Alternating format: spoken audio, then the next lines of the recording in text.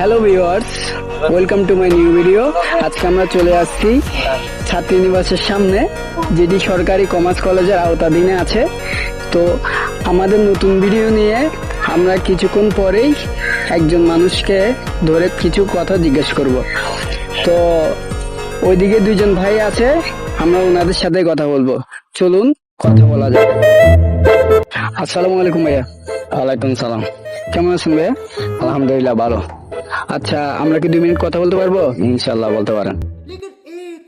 ইনশাল্লাহ বলতে পারেন। আচ্ছা ভাইয়া, মনে করেন আপনি একজন গরিব ব্যক্তি। এটা ধরা কি আছে, আমি তো করি। আচ্ছা ভাইয়া, এটা লেডিস হোস্টেল না? হ্যাঁ।